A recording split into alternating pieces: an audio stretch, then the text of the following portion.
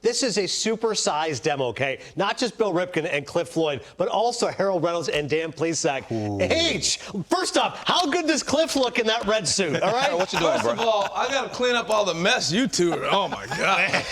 You made us all sit out here and go, It's hard to watch. I know. It's hard. Hey, we're throwing away the notes, and we're bringing you some knowledge, okay? We're going to kick it right here. So we got Dan Plesac. He's going to talk about the Toronto Blue Jays pitching.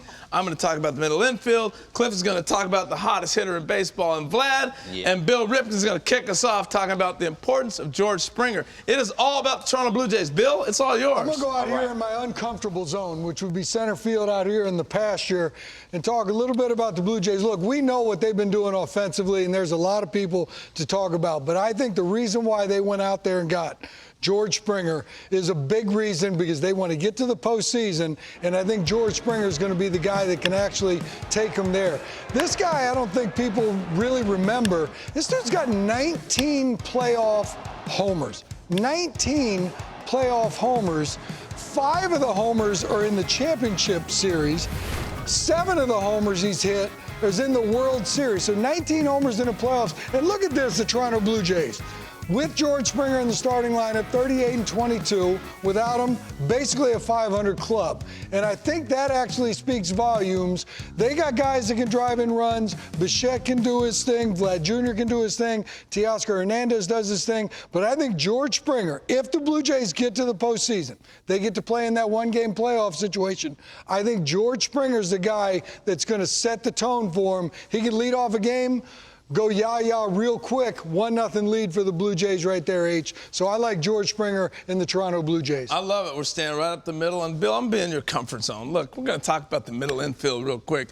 Bichette and Marcus Semien, what they've been able to do. And I think the biggest thing has been the impact of another guy playing with you. You know, you played in the middle infield. Sure. The importance of having a guy that you can talk with, rely on, you know he's going to do his job. And as a young player, the experience of Marcus Semien, it's rubbing off. You agreeing with that? I do wholeheartedly. And there's a couple of things to talk about when you're talking middle infield. I think the Blue Jays made a great move by going to get Semien one, but also having faith in this dude, Bichette, to play every day and say Marcus Semien's going to be the guy on the other side of the bag. So I thought that spoke volumes to this young player.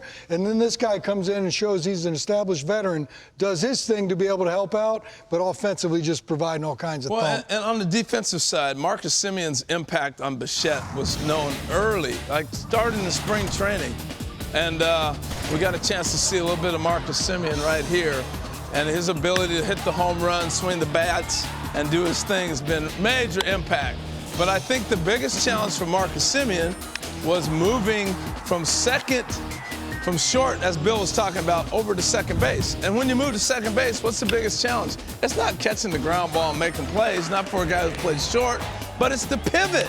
Being able to turn the 6-4-3 double play instead of the other way around. He's now in the middle turning 2. So as he turns 2, that's been the biggest challenge for me.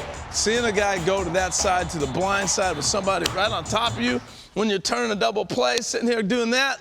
But his impact on Bichette is what I really want to zero in on real quick, because it started early in spring training. And his impact, to be able to tell him, I watched you play a little bit last year. It looked like you rushed on some throws. You didn't feel real comfortable, to help him get there. Now, we know Bichette's going to swing the bat, right? That's what got him to the big leagues doing his thing.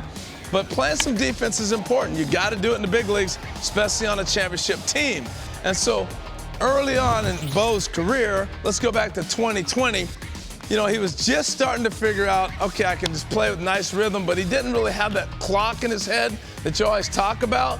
And so one of the things Marcus Semien did was put him on a drill that he did, and that was making the 4.3 every time on a grounder. So he got into the postseason a little bit, and this is what you saw from Bo, because he wasn't consistent. And he's rushing, ball's eating him up, trying to hurry, and the game speeded up on him. Well, how you slow it down? You get this guy. He says, look, I play short. Here's what I learned.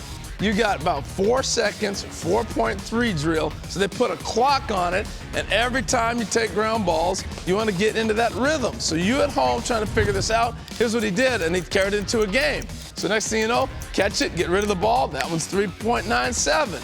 All right, catch it, Get rid of the baseball. A lot of times what young players do, you try to follow that base runner and time it. No, just get the ball over there. You got like 4 seconds to get it over there. And then you get that clock in your head, and before you know it, it just becomes a rhythm play. So that, to me, was the influence of Marcus Semien on young Bo Bichette. And it's no surprise, Dan, that Bo is now doing his thing. But you gotta pitch. You have to pitch. And I think what the Blue Jays have right now, they have the best lineup in the AL East, but they also have the best starting pitching. Manoah has been terrific. He was called up earlier this year. He's been great. Barrios, they acquired at the trade deadline. Ryu, 2 years ago, everybody in baseball was shocked. Why in the world would he sign with the Blue Jays? But to me, the bread and butter of this team right now, Robbie Ray. Robbie Ray, Garrett Cole, 1-2, 2-1 AL Cy Young Award race. What are the big changes in Robbie Ray? First of all, they put him on the middle of the rubber, and he's more direct. He has a wider base, and he's almost facing the hitter. So you can see he has a wider base as opposed to 2020. Then he has this drastic turn. On the left, he kind of picks the knee up and sets it right back down. But this is what you see at home. Instead of seeing half of the 3 and all of the 8, now you see the 3 and the 8. And pitching is about 2 things. It's about deception and angles. So he starts off square, but he gets this drastic turn. And what happens? It's hard to see the ball. He hides the ball. 2-pitch guy, fastball, slider, and he's eating AL pitchers up. Cliff, this team can hit too, right? Oh, man, you know they can hit. And look, we're talking about one of the best in the game. 22 years of age, fellas. And I think the biggest thing is he's going to get better every year. And we've seen it this year, leading the league in homers. And the one thing I love is we do comps all the time. One thing I love, he's always balanced. And he had one little hiccup, but the one guy I'm looking at is Sammy Sosa. You look at a guy who has a little bit of a toe tap to sort of find some rhythm, 609 career homers. Look at the tap that Vlad has at the plate. He gets his rhythm. He can hit you all over the ballpark. He gets back. And it's not so, to me, it's more of set your feet, pick up the baseball early, and then attack it. He's not feeling for the baseball ever. He's attacking the ball consistently, and you're going to see the confidence just start to ooze out of him more and more as he understands what they're trying to do to him. They make adjustments on him. He makes adjustments on them. We've been talking about Shohei Ohtani winning the MVP easily. I think Vlad Jr. has something to say about that fella. There. He's right there, 45. Oh, right, he's sitting there leading the league in homers. You guys brought it home.